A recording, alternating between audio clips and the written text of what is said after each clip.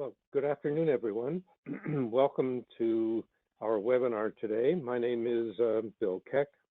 I'm chair of the Academic Health Department Learning Community and the Council on Linkages, and it is my pleasure, as I said, to welcome you all here today for our webinar, which will last, we expect, about 1 hour.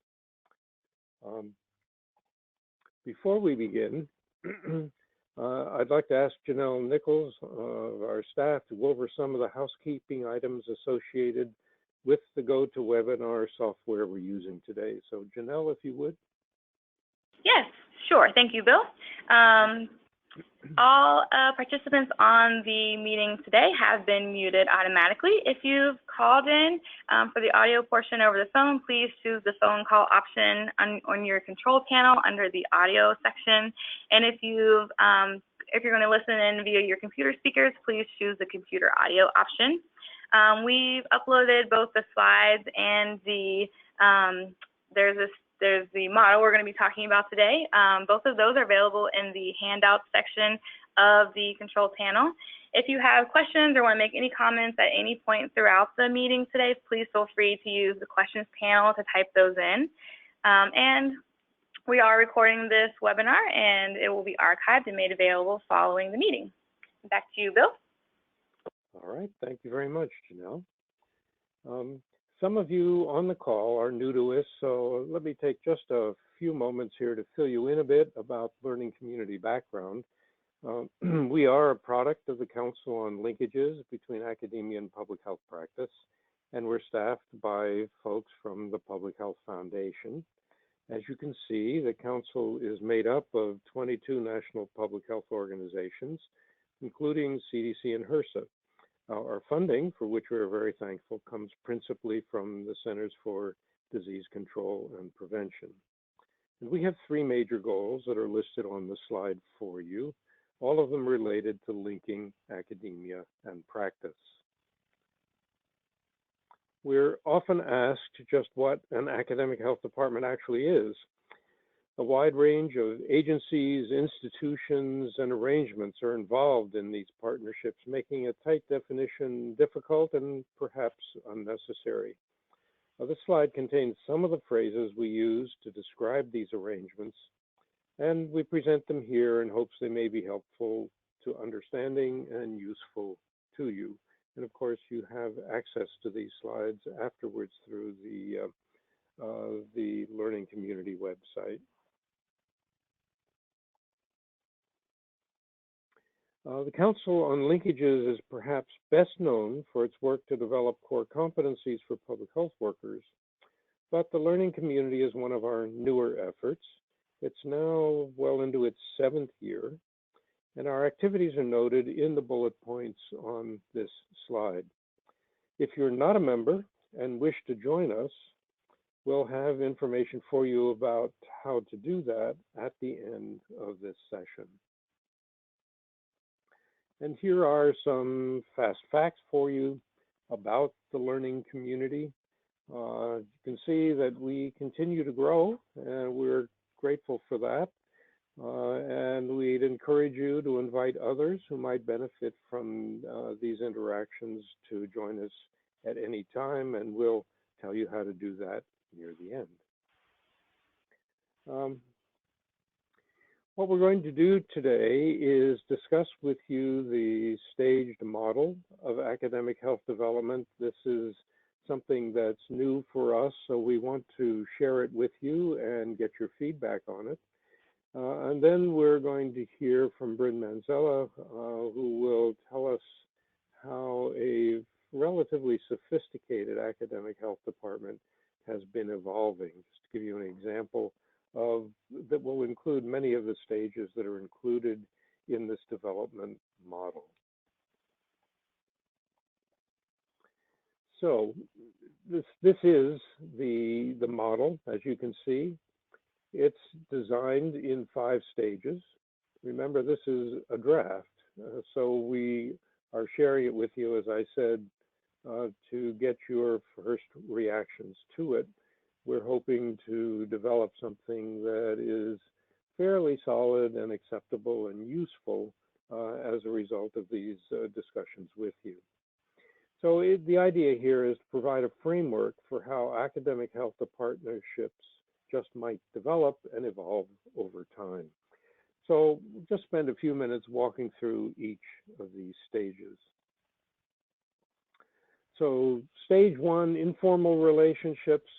At this stage, engagement tends to be limited between the organizations. It might mean the occasional student showing up in the health department to complete a practicum experience of some sort, or it might mean a health department staff member is teaching in classes at an academic center somewhere now and then. And the relationship between the organizations tends to be on and off. It's sort of related to a need for a lecturer or a student, and really tends to depend more on particular individuals and their needs and their relationships than any great partnership between the two organizations. And then stage two is a point where the relationship between the organizations starts to become more established and longer term. Begin to see growing engagement between the organizations, and internships and teaching or research activities tend to be recurring. Now, I should point out that this really is a continuum. There are no hard lines between these stages, so the definitions are a bit difficult. But I hope to get the idea that you can be anywhere on this continuum, either at one of these buttons or somewhere in between. If we get to stage three, then, it's normal at this point to find a formal written agreement of some sort that's signed that links the two organizations more formally. Can be a memorandum of understanding or an affiliation agreement. There are a variety of names for these written agreements, but they tend to formalize what the organizations have been doing together, and also what they would be collaborating about and how they would manage to do their collaboration. And we often talk about organizations at this point finding themselves engaged in the three core pillars of public health, which happen to be the core pillars of academia as well, which is education, research, and service. It could be that the organizations are involved in just one of those areas and have a formal written agreement about it, or they might be involved in two or all three. And then stage four, found health departments that after they get to stage three, then begin to expand the relationship.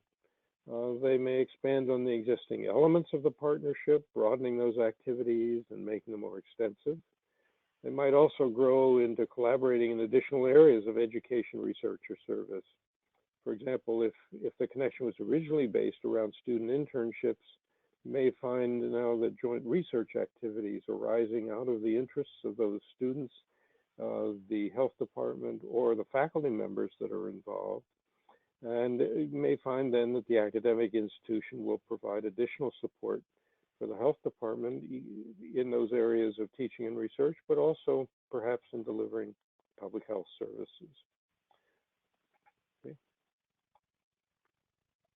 And then in stage five, this is sort of the real comprehensive collaboration stage, where there is collaboration in all three areas of education, research, and service.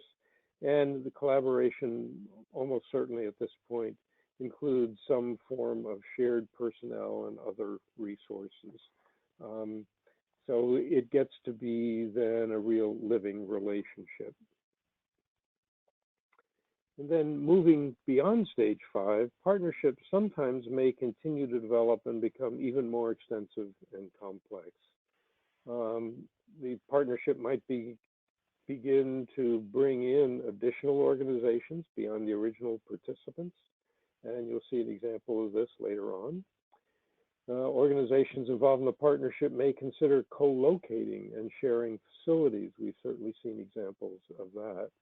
And at the same time, it's important to note that organizations, while they may be collaborating very extensively, continue to preserve their own intellectual independence during this participation. So we've used a double arrow to show that this is not just a forward progression. You may move back and forth along this path as partnerships develop. There's also no one right place to be on this path, and different types of partnerships will work well for different organizations or for the same organizations at different times. So that's what our experience has told us so far, is the way things tend to operate. So I wonder if we just stop for just a moment and see if any of you have any comments about this. Does this sound accurate? Are we missing something? Is there something there that you'd change? So let's just pause for a moment and see if anyone has any comments for us. Thanks, Phil. That sounds great. Please, just as a reminder, if you do have comments and feedback, we'd absolutely love to hear it. You can type your, we're having a little fire engine happen here. You can type your comments in the chat box and I'll read them out for everyone. You can also, if you'd like to speak, just feel free to use the feature to raise your hand and Janelle can unmute your phone line. So do we have any comments or questions? We don't have anything in the chat box yet. No hands either, but we can give it a second. Well, it's okay, because there will be, we'll provide some opportunity later on to interact with us on this issue as well. I can't tell there. Am I hearing someone? No, I don't think so. I think we're good for now. Okay, no questions at this point. All right. Well, let's just go ahead.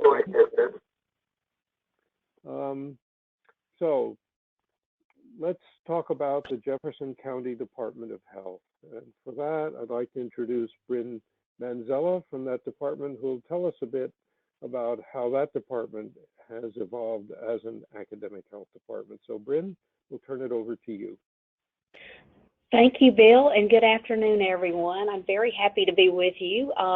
This year is a banner year for the Jefferson County Department of Health. We are celebrating our centennial, so we're very excited about that. And I think one of the best things that has occurred in our organization has been our road work toward becoming an academic health department and changing that academic health department relationship over time.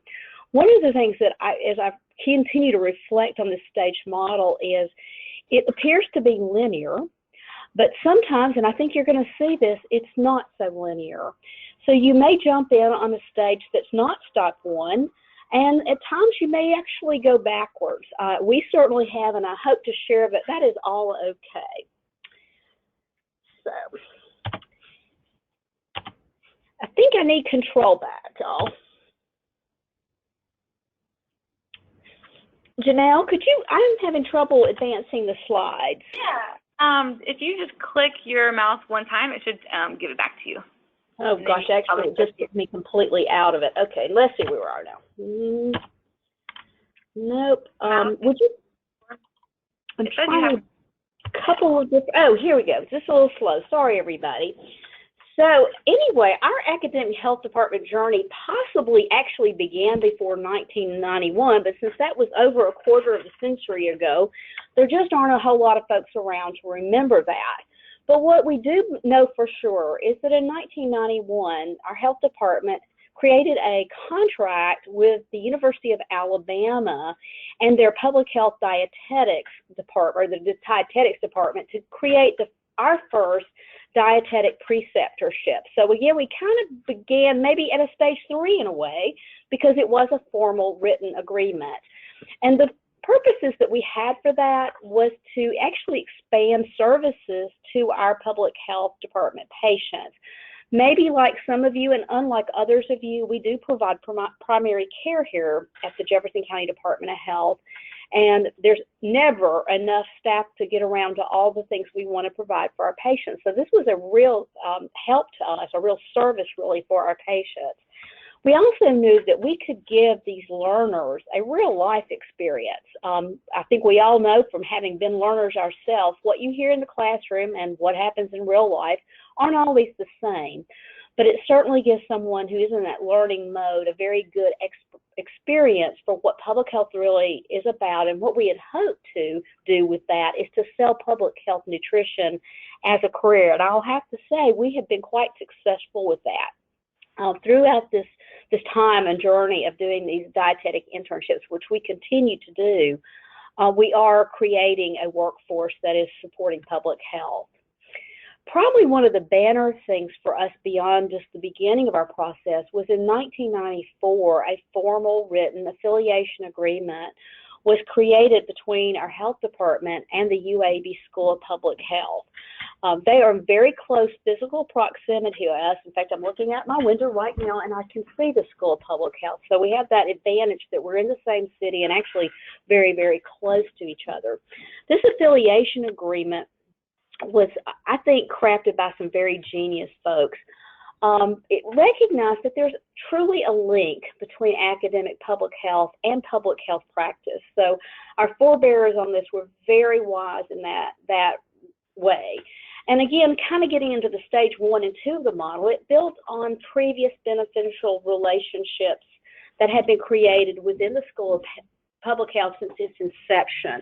So it may have been that simple thing where, hey, we need someone to do a guest lecture, or we've got a student who could really benefit from shadowing from some of your staff. So we actually did have those things in place, but really consider this to be sort of the foundation of our longstanding relationship is this agreement. It did establish objectives for the relationship, which is that we want to enhance public health practice through programs for students, but also programs provided by academia for public health workers. And we've forever had the idea of doing collaborative research, and that has been a long-standing part of our organization, although it has been something that has waxed and waned over the years. There have been times when our relationship was primarily research-driven, and other times it's been more project or process-driven. And then there was the provision of technical assistance and consultation, and again, that is basically a two-way street for us. What's really interesting for me, too, is that this relationship established in 1994 and this agreement has not changed in 26 years. It was written in such a way that it is loose enough to cover everything we've come up with that we've wanted to do, and yet has not been restrictive for anything that we can't do. So it has really, really worked well. One of the other things that was created within the affiliation agreement with UAB was a joint advisory committee to guide the working relationship. It had the appointment there of JCDH staff to adjunct faculty positions at the School of Public Health, something that continues, and School of Public Health faculty assignments to Jefferson County Department of Health. And again, this is something that has moved in and out format over the years. There was a year between when my position as Director of Quality Improvement was empty and someone stepped into that role actually from the School of Public Health until I came on board. So that was a really real-life example of that. Throughout the period, we've had student activities like internships and field projects and just simple shadowing. I will say that that has been something that has also taken a higher and lower road at times. I think it's been fairly consistent throughout the years, but up until last year, actually over the last 4 or 5 years before that, it had become a little bit painful to create the internships at the school between the School of Public Health and our organization, and we really decreased the number. I'm proud to say that we are correcting that and we're moving forward. Job placement is something that's a little bit trickier for us. Our health department is under a personnel board, so we do not do direct hiring.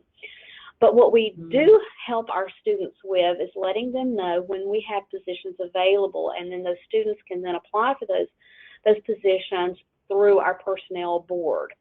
And then, again, we kind of have a little bit of going on back and forth. But probably more importantly is that we're oftentimes linking the students to our peers and colleagues in the local public health system who maybe don't have such an onerous hiring process. Again, the technical assistance is just incredible for us here in the health department. We are frequently reaching out to our colleagues as we address some of the stickier and thornier problems of public health. And we also provide curriculum consultation. In fact, in the last couple of years, we've worked very hard with our UAB School of Public Health toward both achieving their CEF accreditation, but also really kind of redesigning their program to address the needs of the evolving workforce. We've done any number of collaborative research projects together as the School of Public Health and the Health Department. One of which I think has been particularly impactful, is we've looked at the impact of Alabama's very, very tough immigration law on public health, and that's been published. We've had any number of publishing things. We looked at the impact of having a centralized park in downtown Birmingham on childhood obesity in the surrounding area. We've looked at the relationship between critical food violations and actual health or disease outbreaks. And there have been other things as well. And just generally, it's the exchange of information. As you all know, working in the fields of academia and public health, we're not isolated, and there are many things happening in our communities that when we share them together, we become richer organizations. The way we actually work with Affiliation Agreement, though, is through annual contracts. So every year we have a new scope of work for the organization, and that helps keep us kind of current and focused with what we're doing. One of the things I think has been essential to the fact that we've had a successful relationship for so long is that we have dedicated representatives from both organizations. And down in the lower right-hand column, you will see my partner in crime, Lyle Heights. Lyle is an organizational psychologist who works in the Division of Healthcare Organization and Policy. Again, we have our annual contracts that scope out our work that he and I jointly develop. We do share the expense of this partnership. So each of us puts 50% of the money into it, and the money helps cover some of Lyle's salary as well as some graduate student salary as well. And then we share resources. I'll probably talk about this a couple of times because it's one of the things that was really helpful. Back in 2014, when we were conducting our community health assessment in preparation for FAB accreditation, the School of Public Health actually did the qualitative analytics for us for the data that we collected through the MAP process. It wasn't so much that we didn't have the ability to do it here at the health department, but we didn't have the time. We were really kind of pressed on that. They did an outstanding job with that, and they're sharing their software and their staff ability really sped the process along for us. I think a real key to our relationship is the frequency of our meetings. We meet at least every other week, and I will have to say another key is maybe surrounding that around food, because we always have lunch meetings, which make it a little more pleasurable, I think, for both of us. But we still are able to get our work done. In between those meetings, Lyle and I are probably in conversation 3 or 4 times a week. So it is a very frequent contact. We have a lot of inner knowledge of what's going on in each other's organizations. Another key, I think, to managing your academic and health department relationships is flexibility, because both you and your partner are going to experience changes and periods of stress where you have to back off on the relationship a little bit or to redefine that. So having flexibility, I think, makes that work better. And another key is that mutual respect. I have worked at times with organizations on the academic side, sorry folks, where academic folks thought they really knew public health much, much better than the people practicing in the field. I've also certainly heard from the practitioner side that the academics don't know what's going on. The truth is, I think we both have a piece of the puzzle, and together we're just stronger. But as long as we can recognize that there may be a strength in one area or another with one of the partners, then I think that those differences can kind of be worked through effectively. I wanted just to share a few things that have happened within our affiliation agreement with UAB. And one of those I've already mentioned was that qualitative analysis for our community health assessment data. Again, I cannot stress how important that was for us. I think if we had not had that, we probably would not have been able to apply for our FAB accreditation, which we actually did get in the same time. It really was very meaningful. Something we've been working on now for 2 years is the workforce development. We began using the Public Health Foundation's core competency assessment, which Lyle had kindly provided in a framework through the Qualtrics system that they have, so that our staff could do their own self-assessment, and then he provided the analysis of that data for us. And further, kind of moving on to the next one, are helping us with addressing the gaps that we found between where we need to be and where we actually are. So there is that way they're connecting us through the kind of training the School of Public Health itself can provide through its faculty and staff, but also connecting us with regional available resources for that. And this has been just a very effective part of our relationship. Something that happened this year, because we are celebrating our 100th anniversary, is that we had a very, very large scale community health day where we invited not only our own organization to provide education on what we do and provide numerous health screenings, we actually invited a number of agencies throughout our community that are working toward both health outcomes and also quality of life. I think we had around 100 different what we call vendors there. And during that event, we did a couple of different satisfaction surveys. We actually did customer, if you will, satisfaction surveys that they assisted with, but more importantly was the vendor satisfaction, where we really learned a lot about how we communicate with our local public health system. Grant development has been a kind of a hallmark of our organization. As you probably all are aware, is currently many of the grant opportunities require collaboration between an academic institution and a local health department, and sometimes a provider, a tertiary provider of care, or even a city government. And we are very much engaged in those relationships. So sometimes they're initiated on the health department side, sometimes they are being initiated at the school side. Lectures and other supports for the School of Public Health, again, has been something that's been ongoing throughout our relationship. We do have adjunct faculty status from some of our staff within the organization, but other things that we provide support for are some of the training initiatives that on the School of Public Health side. So particularly around Public Health Week, we do a lot of things. It might be judging poster competitions. It just has a variety of meanings. Something that we have done that's been very, very helpful in promoting our academic relationship is 2 or 3 times a year we plan specific activities for the student body and faculty, as well as the staff of the health department, where we can get together, usually over some snacks or a meal. That has occurred in the form of us having tables and displays at some of the lectures that are available publicly. And then we have these get-to-know-you events where, again, we just invite folks informally to come and talk about what they're doing, what the students are doing. And from those, we have had any number of more in-depth relationships occur where, again, students have connected with someone specifically within our health department and said, look, this is an area I want to work in, and they've been able to come and shadow, sometimes create that internship. We help them review some of their papers and work so that they're stronger. So there's been a lot of I think, success there.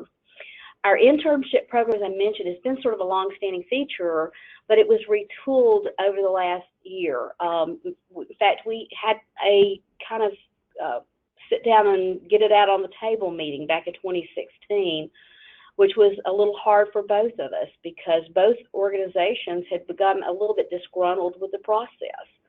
And we really just talked it out, and we developed new and improved processes that both groups agreed to make some changes to, and I think we're doing really, really well with that. So again, it's again that flexibility and the ability to change. The mentoring is an ongoing piece. It's informal and formal within our organization, and again, much of our research and other activities have been professionally published or presented in professional settings as well. So it kind of runs the gamut. Sometimes we do it all at the same time, other times not so much. But what I think we've learned from this is that early successes breed successes. So with the public health internships, we really actually began with the University of Alabama with that dietetic rotations, but now we have very strong relationships with the UAB School of Public Health and the Stanford University School of Public Health. Actually, both of those are in Birmingham. Right now, next door to me, I have 2 interns, one from each school. These young ladies are serving us mightily with helping plan activities that actually increase our strength as an organization. So we're very, very pleased with that. We would certainly be welcome to consider other internships as well, but right now these are the primary ones that we have. Along academic rotations, again, currently we have 2 schools of dental hygiene that we provide rotations for. We have 1 school where dental assisting degreed students come and work with us. We continue to host students from the UAB School of Dentistry. And then we also have residents, or we did have residents at one time. We no longer have them. That's actually ended, as well as family practice and pediatric residents.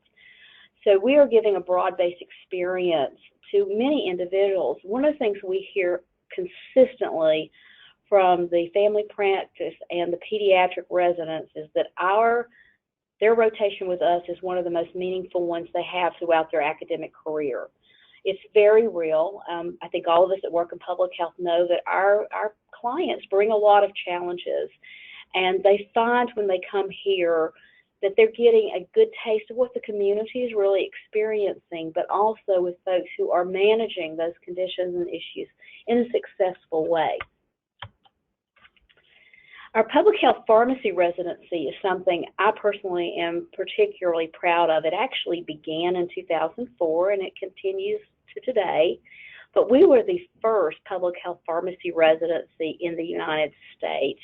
It began from a recognition that so many of our patients have complex medication regimens, and that within the public health setting, we needed to be as efficient and effective as we can be.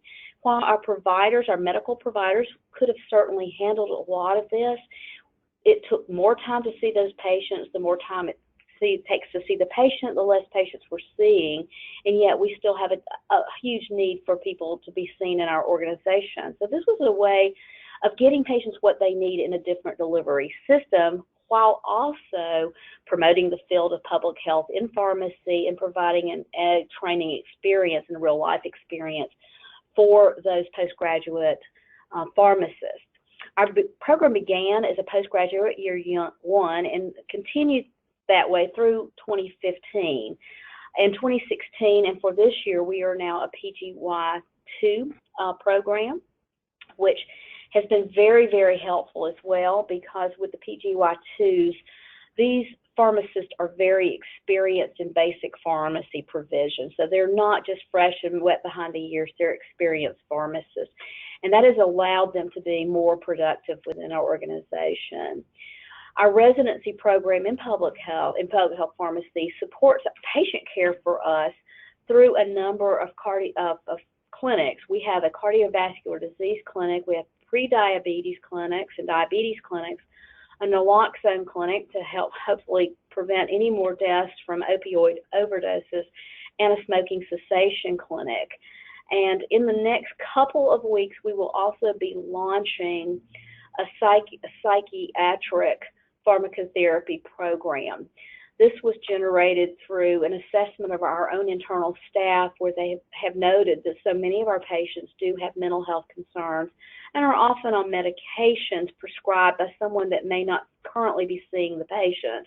So we feel this program will probably help us make sure we are giving robust care to our patients. Within this program, our JCDH staff serve as preceptors for our students, and these are not only folks from just core public health, but also our medical providers. So we have had a pretty interesting journey over the years. We wax and wane in different areas. Right now, we're doing a little less of traditional bench research, and we are really focusing in a programmatic area. But that may again change in any point in time. What I can tell you is that I would not want to work here without the academic partnerships that we have established. They enrich us as an organization, and most importantly, they enrich public health and the care we provide for our community. So I know many of you are on this journey, and some of you may be further ahead than we are. So congratulations to all of you. If you haven't started the journey, you probably really have if you think about it. Capitalize on that. One of the things I hear people talk about is, I'm not really sure where to start. Well, the answer is just start. If you have a relationship with someone on the academic side and you're on the health department side, try it. Sometimes you don't have to begin with everything being formalized. It can be that informal relationship. But it's a terrific journey, I think, and one that I was very glad to be able to share with you. Thank you. Terrific, Bryn. Thank you very much. So let's open the floor to questions from our participants for Bryn. Does anyone have anything they would like to question Bryn about or discuss with us all?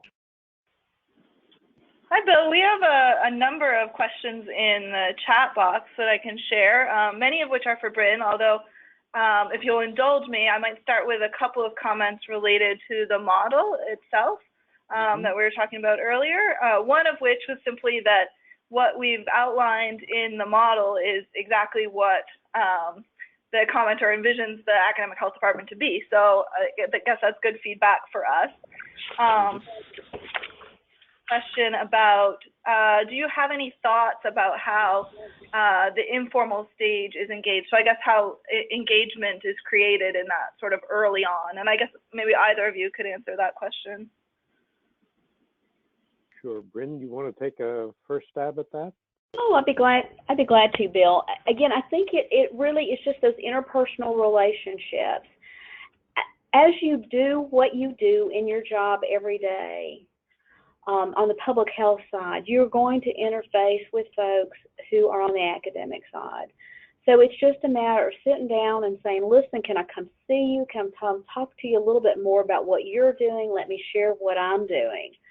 I think these things can really evolve naturally. If you're not in a situation where you have, like I am, with 2 schools of public health within 10 minutes of my office, you may have to reach out a little deeper, and I think that can start with making just calls to, if you're in public health, to the area within the school of public health in that institution that has your same specialty. And just begin asking, say, is there someone I can just talk to about what you guys are doing and how maybe we could be a part of that? It doesn't have to start with anything in writing. Absolutely true. I just add to that of course, how you begin this depends pretty much on the environment in which you find yourself. You say most health departments aren't going to have resources next door that Bryn's department does. But the first tentative connections can come from either direction. Many health departments find themselves facing this issue when an academic institution calls them to say they really like to have some sort of experience for their students that's practice-based. Sometimes it's just the student who will call, particularly if an academic institution isn't particularly well organized, but is beginning to suggest to students that they should have practice experiences. And it's not just schools of public health or Council on Education for Public Health accredited programs. The academic base for public health is really very broad. So it might be law schools, it might be dietetics, as you heard, or pharmacy. It might be environmental groups. It certainly could be nursing. So it just depends on where it is. Look at your own staff. If you're in a health department, I think in most cases those folks don't come from schools of public health. They come from a variety of other situations. And then, as Bryn suggests, if you're looking for assistance and you think an academic institution can provide it, then there's nothing wrong at all with taking the first steps. Just calling someone, going out, meet them, and introduce yourself and try to find out what you have in common. Certainly in my own case, it was very helpful to have access to expertise that sat in academic institutions to help answer questions that came up quite frequently for us. So just be a little bold and go looking. It'll be, I think, the relatively rare setting where there isn't an opportunity somewhere. Bill, if I could add to this, something that we've done here in our health department that has worked really well for us, that's even less formal than what any of the internships, is that we have what we call a summer intern program. And it really isn't an academic internship, but it's only available, it's part-time summer work, only available to individuals who are in some type of academic institution. And we have found that has been a great way to begin opening doors, because we'll send this out to various schools, as Bill mentioned, not just schools of public health, but just institutions in general, both two-year schools as well as four-year colleges and universities. And we have students that will come to us for jobs that tend to lead them in a different path. And opening the door that way may be an option for you. Yes, and there are a growing number now of bachelor's programs in public health. So you may find yourself being asked to deal with students at a much younger age than those of us involved in this for a while are used to seeing. Kathleen, do we have other questions? We do. So we have a question about how are Jefferson County Department of Health staff selected to adjunct positions. So this person shares that they have wrestled with this in the past to make sure that they don't create inequities. And also, when making those appointments, do you give them monetary compensation? Great question. Typically, the selection is based on the more or less formal relationships. What will often happen is someone will call from the school side and say, hey, I need someone who could lecture to my class about. And so often that falls on me to identify somebody who might be knowledgeable and a good speaker. From an equity lens, again, I try to keep it mixed up. We are a very diverse community here in Birmingham, so we try to provide that diversity to the individuals, but it's not necessarily, one of these things that's really thought through with, okay, we have to have X amount of this and X amount of that. The monetary compensation for the adjunct faculty, it depends. Typically not, unless it's an entire course. And course being a series, in which case there is compensation. If it's just more of coming and talking in a class, there is no compensation typically given. And on the other hand, to say from our policy point of view, if someone was teaching a course, they would have to, and getting compensation from the academic entity, they would have to apply or let us know that they're doing that and receive approval for it, even if it's outside of their normal work hours. Mm-hmm. Sure, those policies will depend on each academic institution, and there's a fair range of approaches to that available across the country. Some institutions will go out of their way to provide a home for practitioners that doesn't rely on all of that academic formality of actually applying for and receiving some form of faculty status with or without pay. For example, had one institution that formed what they called an Office of Public Health Practice, and anyone who was interested in public health was able to be a member of that. So that included people from other community organizations besides health departments, like Planned Parenthoods and drug abuse agencies and mental health agencies and so on. But it was a way then to bring people into the academic setting, provide them a little bit of a home, and begin to break down some of the barriers, or maybe better, more positively put, begin to build some bridges between these two very different cultures to get people comfortable with operating with each other. It can be a very sensitive issue, and it is one of the things that's often addressed in the formal agreements whenever they are developed. Great, thank you. Another question here for, I think this is specific to Bryn, what you've been talking about. You shared a lot about Jefferson County's, the various activities that go on through your AHD program. So we have a question about whether or how you can use this or are going to use this program to help those who've suffered, say, during the recent hurricanes. Can you or will you use this opportunity to, say, bring students in to help bring food or nutritional needs to the families as sort of a field project type experience? I don't know if you've had any experience with those sorts of activities. As bizarre as this sounds, we have not been called to action in any of that at this time.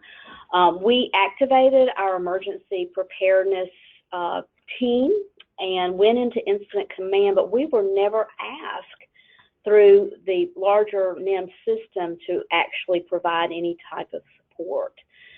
We stand ready to do so.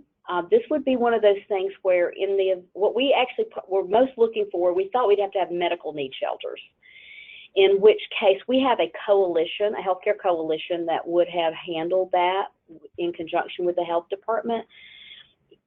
Should we be asked to help on that, that would be a great place for us to have students to help. I think some of the schools are doing some outreach, such as food and water collection to be donated, but that's not really through us.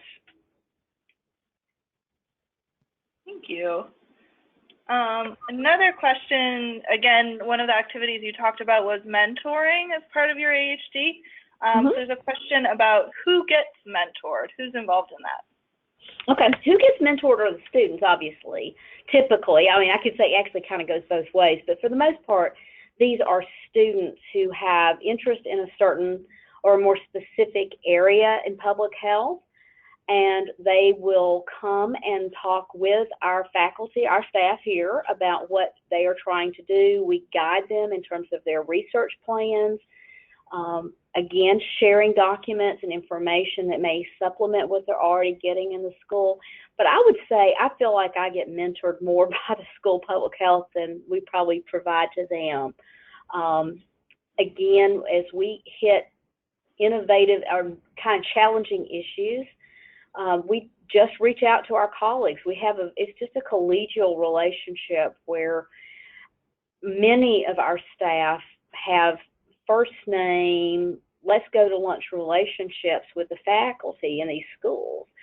And so as we're dealing with challenging situations, we just call them up and say, hey, can we talk? Or have you experienced anything that might help in this area? So they do really help mentor us being better at what we do. Within the core competency areas, again, we have some areas of defined weakness that we have our School of Public Health faculty coming and providing programs and suggesting activities to help us grow in our deficiency areas.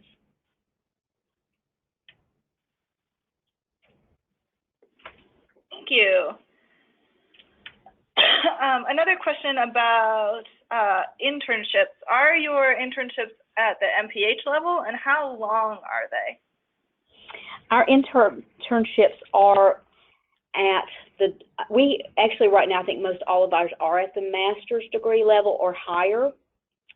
And the length of those can vary. The minimum is really over one academic semester. We do have some individuals who are kept for an entire year.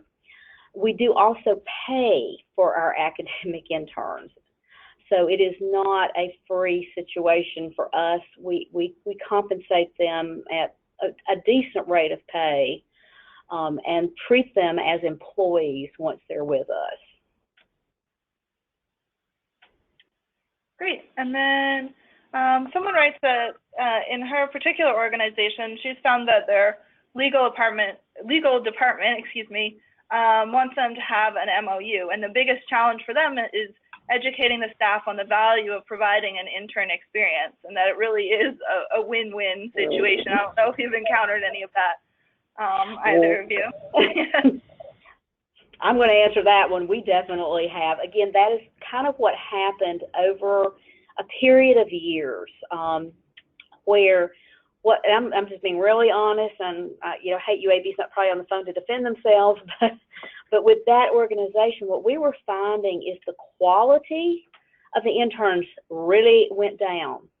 We had folks coming in thinking they were going to come in and be our health officer, and that they could take privileges like coming in and leaving whenever they wanted to, dressing any way they wanted to. On the other hand, and on fault of ours, is that we had placements, and this was really before my time, where there was not a robust expectation set out in front of the student.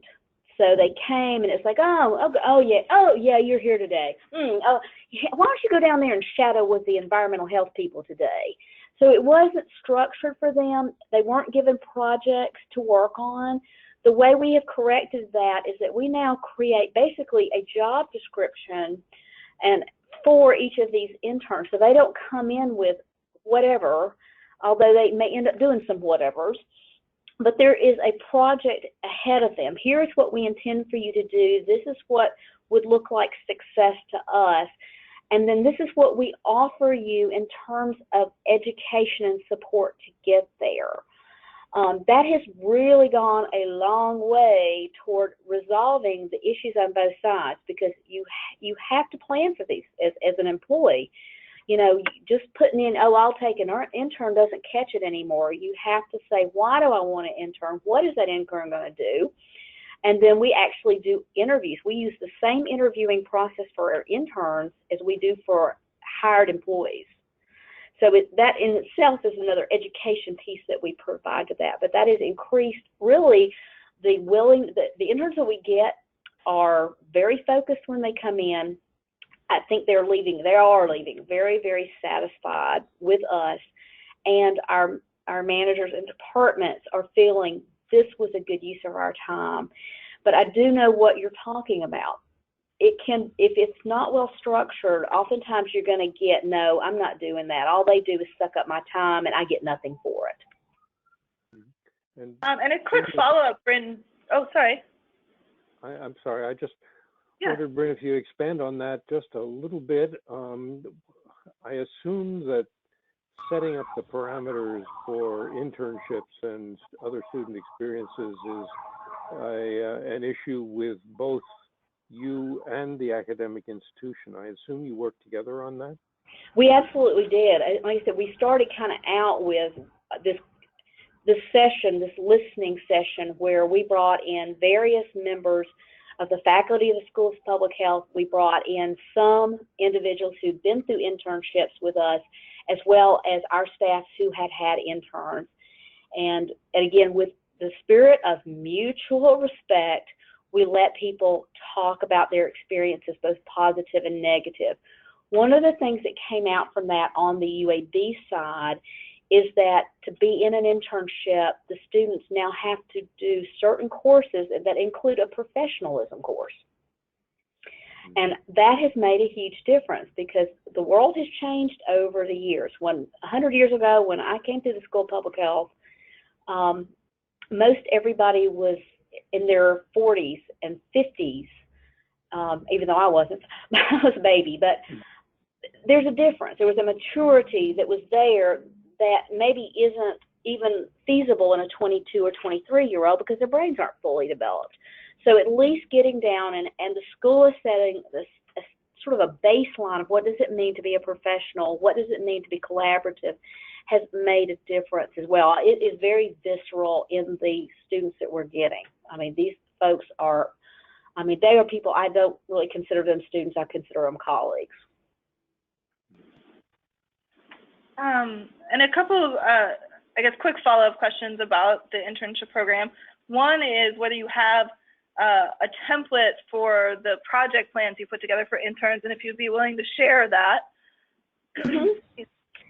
I will get that. Our HR department has that, so I will get it for you.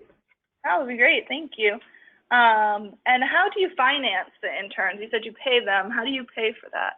We actually just build it into our budget. So as we do our annual budget, you've got to kind of be thinking ahead, which that gets a little bit into the crystal ball situation. But again, oftentimes we know what's coming down the road and we can plan for that. For example, we are 3 years into our community health improvement plan, and we will begin the MAP process very, very shortly. I already know that I could use an intern to help me with some of the analytic data that we have and actually conducting some of the focus groups and listening sessions. So I can think ahead for my next year's budget for that. Great. We do have one question that's a little bit different than what we've been talking about and relates to someone, I believe from a local health department, having a discussion about research and IRB, with the sticking point being when the health department initiates the research project. Should the health department have its own IRB, or should this be something it always leans on our institutes or higher learning partners to provide? Has this been anything that's come up in your experience for either of you? Bill, I'll tell my story, but you go first. We've had, yes, in my own experience, we've had certainly some student projects that did have IRB implications, and actually we thought it was a good part of the learning process to put them through that. So we used the, in my case, the IRB at the Northeast Ohio Medical University, and tried to get, had arrangements with the IRB to get a fairly quick analysis of the research design.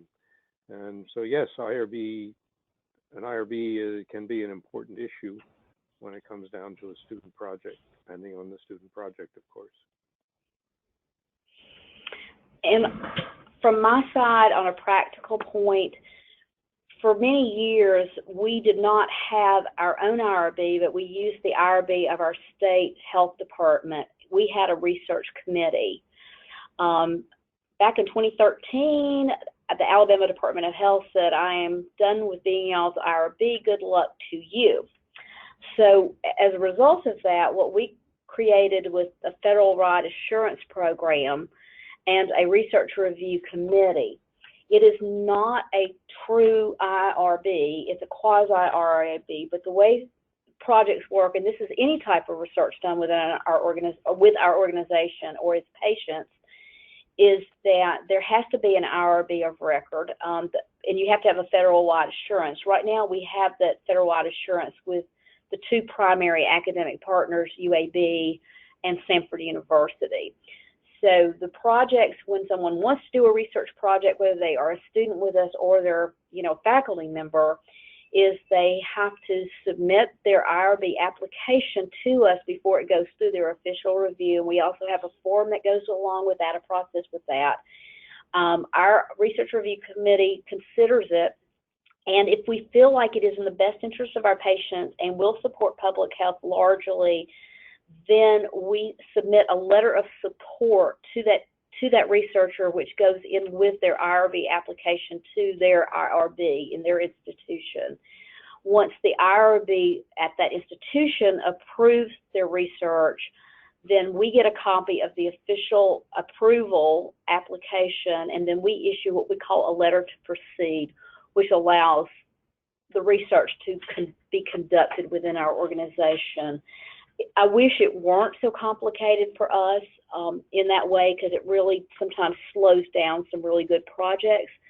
But at the same time, it has been a robust process, and I feel like the things that we do commit to doing research on end up being quite quality outcomes. We are reaching the end of our time. Do we have other questions, Kathleen?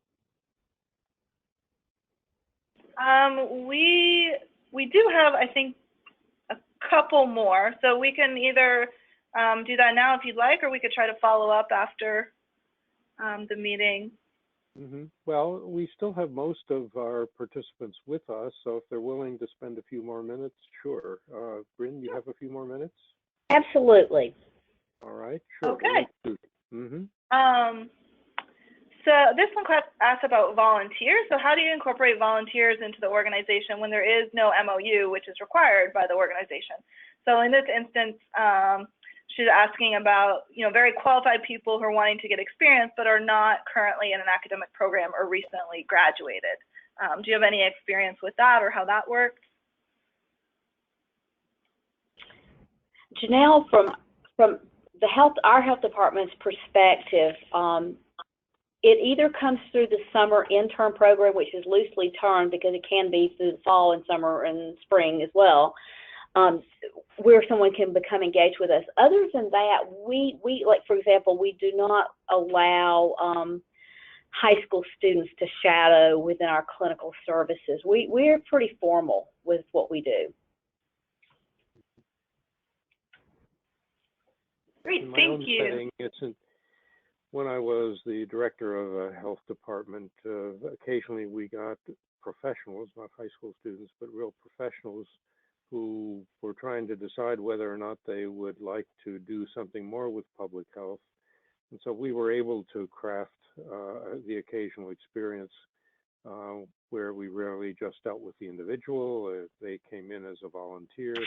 We found people on the staff who would help and mentor them, and it worked out fine. Great, thank you. One, I guess, quick follow-up about the IRB, whether, Bryn, you would be able to share any of the IRB forms that you use. Let me check on that. We actually have a very interesting policy not to share our policies, but let me check with them and see if I can get an exemption. I'd be happy to share it, and we can put it up on the website. Great, thank you. And I guess just a quick follow-up to the question we had just before that one about the volunteers.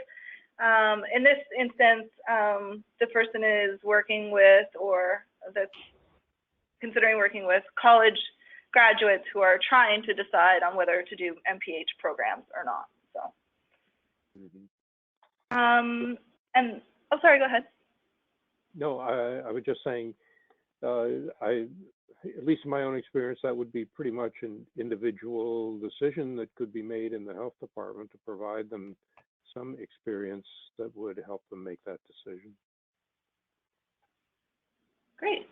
And do you know of any health foundations that augment the work via grant funds of a school of public health and a health department in the context of an AHD? So I guess any opportunities for funding to help support this type of activity?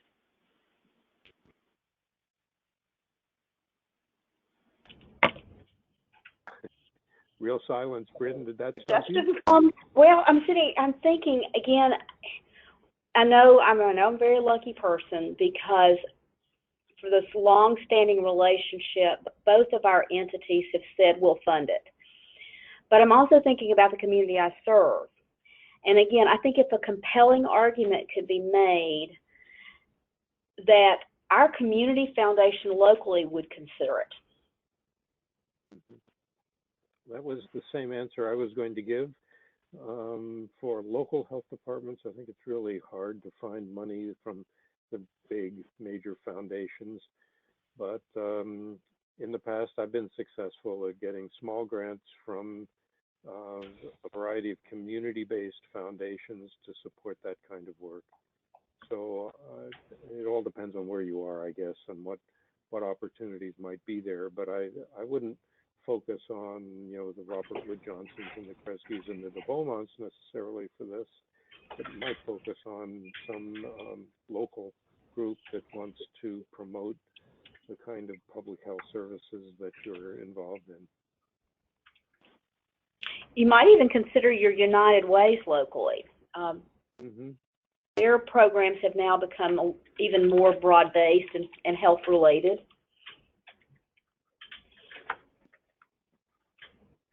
All right. Anything else, Kathleen? I think we just have one other comment that related to, these are, excuse me, a lot of the examples that have been shown or discussed today are really great, particularly for health departments providing acute care. And this particular person was in a health department that only provides wellness care and was a little bit interested in examples related to that.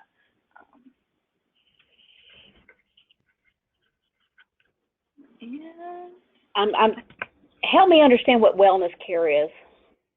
I think she just actually left the call right now. Oh, tell her to call me and I'll be happy. Give her my phone number and I'll be happy to try to walk with it. I mean, we actually do stuff. I don't really focus on it as much because, again, a clinical is really where we are seeing the most interaction. But, I mean, we have School of Engineering students. We have business students who do rotations with us as well. So, again, we have had folks from like business and accounting who come and work in our accounting office and do things like doing inventory tracking and control. So, you can be very broad-based with this. Great, thank you. That is a good central message. I mentioned it, now Bryn's mentioned it again. Think beyond just the typical public health training programs if you're at all interested in these relationships. Great. I think I've got everybody's comments and questions. If I miss anyone, my email address will be on the slide in just a second here, and please feel free to reach out and we can answer questions and make connections after the webinar if I've inadvertently missed you. Thank you.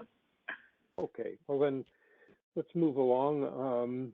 I've put up the slide again of the staged model of academic health department development just to refresh your memories a little bit and encourage you, if you have other comments about it, to send them in to Kathleen. We'll give you her email address in just a moment. We are collecting feedback wherever we can about this, hoping to provide something that's useful to people as they think about how these relations develop and evolve.